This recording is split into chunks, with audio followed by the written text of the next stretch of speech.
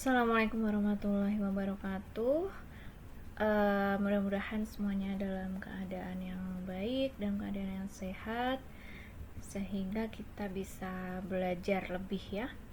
Kali ini kita akan belajar mengenai sediaan mata. Di sini itu sediaan mata ada salep mata, kemudian ada larutan lensa, kemudian ada tetes mata yang seperti Anda ketahui. Nanti di akhir slide ada tugas, silahkan Anda kerjakan. Sediaan mata ini apa sih? Sediaan mata ini merupakan sediaan steril yang bebas dari partikel asing, dibuat dengan cara yang sesuai untuk digunakan pada mata.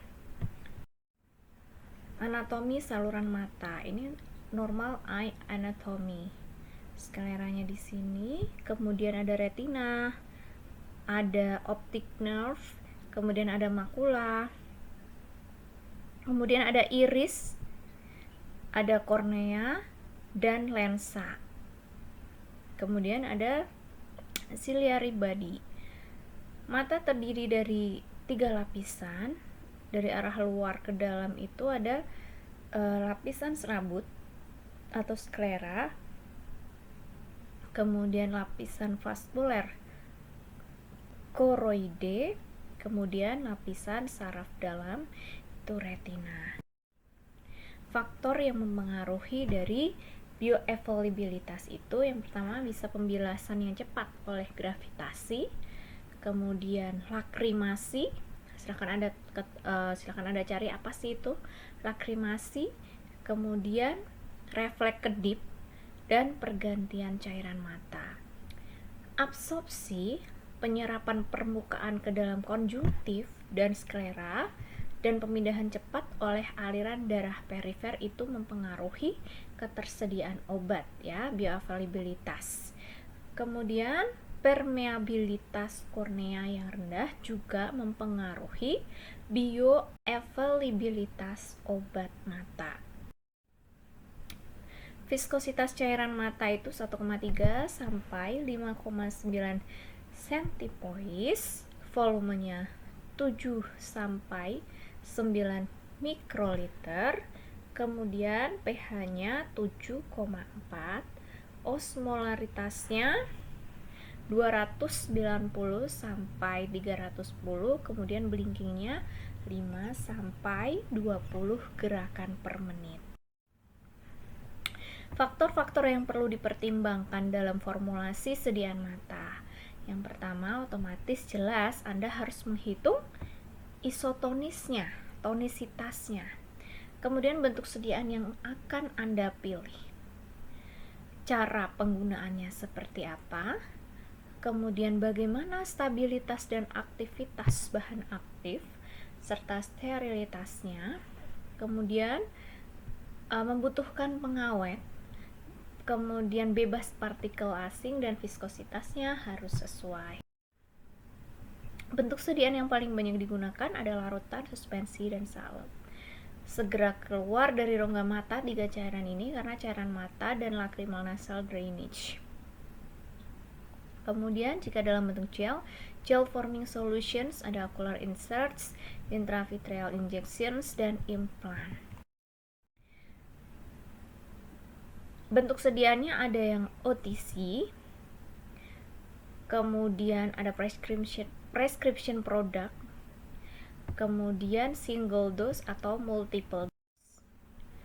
Ya, pembagiannya tetes mata, okulenta itu salep mata, kemudian pencuci mata koliria, dan cairan kontak lens. Bentuk sediaannya ada larutan dalam air, larutan dalam minyak, dan suspensi obat mata, serta salep obat mata. Kalau yang larutan dalam air, persyaratannya yang pertama harus steril, kemudian jernih. Kejernihan berfungsi untuk menghindari rangsangan akibat bahan padat. Filtrasi dengan kertas saring atau kain wol tidak dapat menghasilkan larutan bebas partikel melayang, sehingga digunakan filter gelas seperti Jenner Fritten berpori ukuran G3 sampai G5. Kemudian dibutuhkan pengawet, yaitu thiomersal contohnya. Ada garam benzalkonium, klorbutanol, klorhexidin, dan bensil alkohol. Kemudian harus isotonis. Harus stabil. Stabilitasnya bisa menggunakan pendapar. pH mata 7,3 sampai 9,7. Pengaturan pH berguna untuk mengurangi rasa nyeri. Contoh dapat digunakan dapar borat, dapar fosfat, dan dapar sitrat.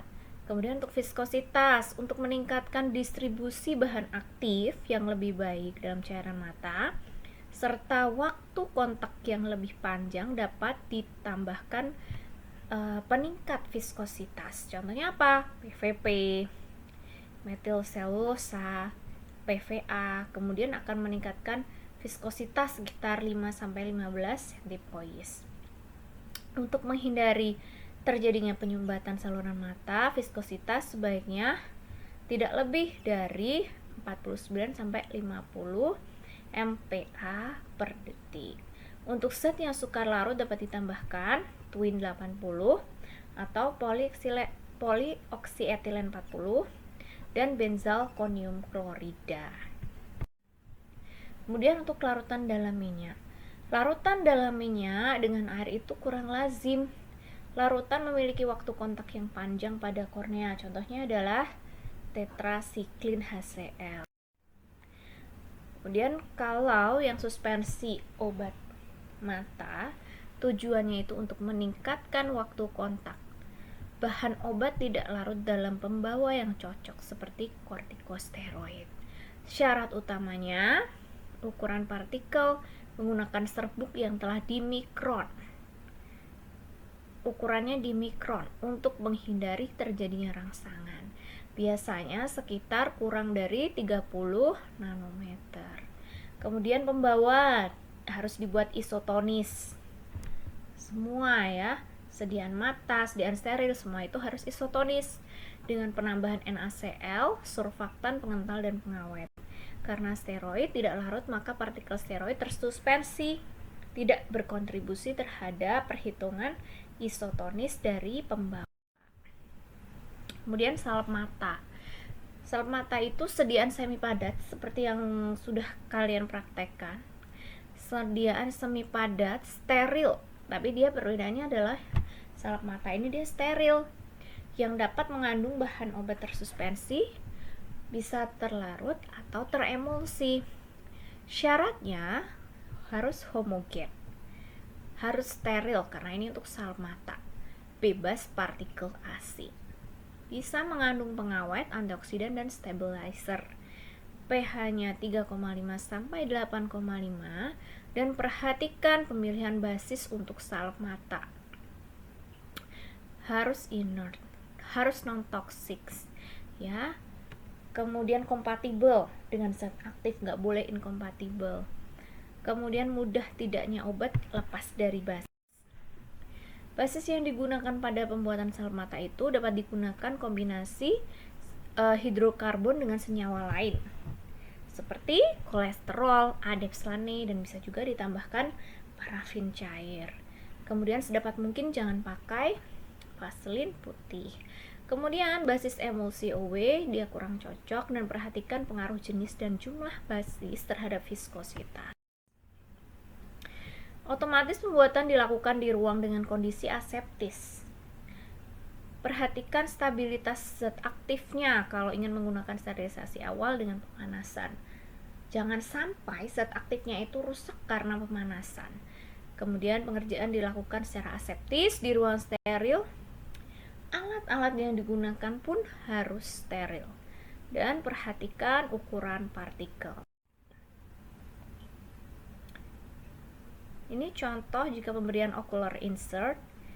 Kemudian the rate of drug diffusion is controlled by, difusi obatnya itu dikontrol oleh apa? Polymer composition, kemudian membrane thickness, dan solubility of the drug. Otomatis semuanya itu dipengaruhi oleh kelarutan dari obatnya. Ini ya contoh penggunaan tetes mata Kemudian kalau obat untuk sediaan mata itu harus steril. Ya, sterilitasnya tuh bebas dari bakteri-bakteri, jamur, dan virus seperti Staphylococcus aureus, Proteus vulgaris, kemudian Aspergillus, Pseudomonas. Kemudian harus bebas dari partikel asing. Suspensi berukuran ultrafine, ukuran partikel harus memenuhi persyaratan, yaitu 90% tidak lebih dari 5 mikrometer dan tidak ada partikel yang berukuran lebih dari 50 mikrometer. Ini tabel batasan partikel dalam sediaan mata. Ukuran partikelnya jika lebih dari sama dengan 10 mikrometer, batasan partikel per milinya adalah kurang dari 50. Tapi jika ukuran partikelnya lebih dari 50, maka tidak diperbolehkan. Kemudian untuk menghindari rasa sakit dan iritasi, tekanan osmosisnya harus diperhatikan. Kemudian pH-nya harus diperhatikan, bahan aktif dan pengawetnya juga harus diperhatikan. Osmolaritasnya untuk sediaan mata itu 0,5 sampai 2% NaCl. pH-nya 3,5 sampai 10,5. Sekarang viskositas. Viskositas itu memperpanjang waktu kontak dan mempermudah penggunaan. Syaratnya harus mudah disaring. Sediaan mata itu harus mudah disterilkan dan tercampur dengan bahan lain. Kemudian pengawetnya bisa menggunakan benzalkonium klorida. Kemudian bisa menggunakan metil selulosa, polivinil alkohol. Viskositas sediaan tetes mata itu 15 sampai 150 mPa/s. Sekarang kalau pengawet, aqueous eye drops contain bactericide ya, dan fungicide vehicle. Kemudian ada thiomersal seperti yang sudah tadi kita bahas. Stabilitas kimia, penyesuaian pH, mengurangi ketidaknyamanan, mempertahankan stabilitas kimia dan memperbaiki respon klinis. Mulai dari meningkatkan kelarutan, bioavailabilitasnya, kemudian meningkatkan efikasi pengawet, kemudian perlu penambahan reduktor yaitu Na-metabisulfit dan atau Na-tiosulfat. Kemudian apakah perlu penambahan sequestering agent? Kemudian perlu penyesuaian osmolaritas. Ya, jika cairan mata pH-nya kurang lebih 7,4. Kapasitas dapar di formula dengan pH berbeda akan dinetralkan oleh cairan mata. Kemudian garam alkaloid mengendap pada pH tersebut. Banyak obat yang tidak stabil pada pH 7,4. Pemilihan daparnya mendekati pH 7,4. Tidak menyebabkan presipitasi. Jika diperlukan dapar, digunakan dapar dengan kapasitas dapar rendah. Kenapa? Agar pH mata dapat kembali ke pH fisiologis, mencegah perubahan tonisitas. Contohnya pembawa asam borat, pH-nya kurang dari 5. Pembawa fosfat isotonis, pH-nya antara 5,9 sampai 8. Kemudian formulasinya terdiri dari bahan obat, pembawa, pengisotonis, pendapar, pengawet, pengental, dan antioksidan. Bahan aktif bisa dia berfungsi sebagai anestesi lokal, kemudian bisa sebagai antiinflamasi, antiinfeksi, antihistamin, kemudian miotik dan midriatik. Pembawa dan pengawet, kemudian antioksidan dan dapar.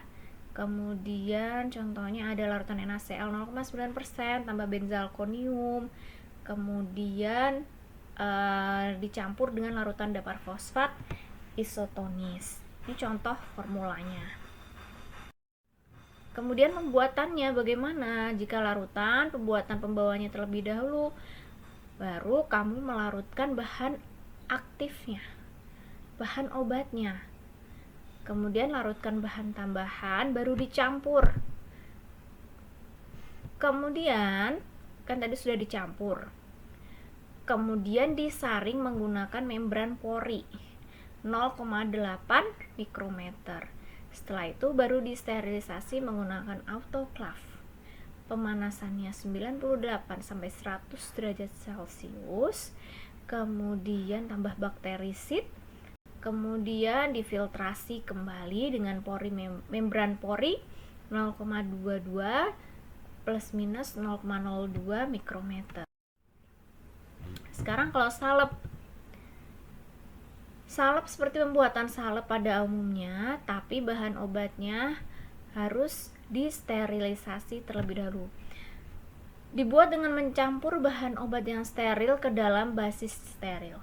Basisnya juga harus steril. Sama kalau kalian membuat salep, membuat krim, ya sama. Bedanya adalah bahannya itu sudah disterilisasi terlebih dahulu, atau bahan obat tak larut, bahan obat steril tambah basis steril. Sterilisasi akhirnya bisa menggunakan radiasi sinar gamma. Kalau ini sterilisasi akhirnya bisa menggunakan oven atau menggunakan autoclave atau menggunakan filtrasi jika bahan obatnya tidak tahan panas. Ini tahap sterilisasi, filtrasi bakteri dan pengisian.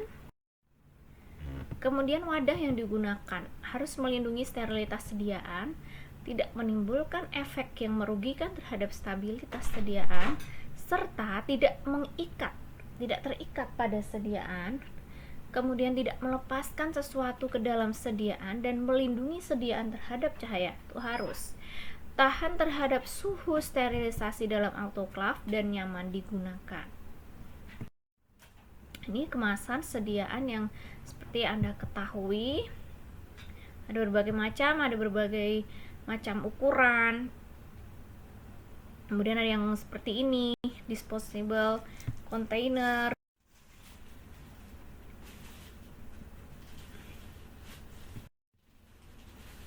Kemudian ini untuk salep mata. Nah, tugasnya Anda silahkan membuat kelompok. Satu kelompok itu terdiri dari 2 orang. Nanti tolong list kelompoknya dikirimkan ke saya, di WA-kan ke saya ya. Waktu pengerjaannya adalah 2 minggu terhitung dari hari ini. Kerjakan dalam bentuk PowerPoint, kemudian diupload di online learning. Tugasnya ngapain? Buatlah formulasi sediaan mata. Boleh salep, boleh tetes mata, ya, atau boleh larutan kontak lens, boleh. Bahan aktifnya, misalkan kamu mau bahan aktifnya antiinfeksi, kloramfenikol, boleh. Kamu mau antihistamin, boleh. Kemudian mau midriatik fungsinya, boleh. Ya. Kemudian seperti biasa kamu formulasikan kamu pakai bahan aktif apa, pembawanya apa, kemudian mana pengawetnya, mana antioksidannya, itu harus tertera di sini. Jangan lupa dihitung kelarutannya, seperti pada mata kuliah semi solid Anda harus hitung kelarutannya, karena kelarutan itu sangat penting ya. Kalau kamu nggak tahu kelarutan obatnya, kamu nggak tahu obatmu itu bisa berefek apa enggak. Kemudian perhitungan isotonis harus ada, dan cara pembuatan plus cara sterilisasinya. Kemudian ada indikasi dan kontraindikasinya, efek samping serta kemasan. Jika teman kalian tidak mengerjakan, kalian tinggal WA ke saya saja. Jika kamu hanya mengerjakan 1 orang doang, yang satu nggak ngapa-ngapain, boleh dilaporkan ya. Ingat nih, sepanjang ini waktu pengerjaannya adalah 2 minggu dari sekarang, karena pertemuan ini itu untuk pertemuan ke-11, ke-12, dan ke-13 ya. Mudah-mudahan Anda paham. Selamat mengerjakan, selamat belajar, mudah-mudahan bermanfaat. Assalamualaikum warahmatullahi wabarakatuh.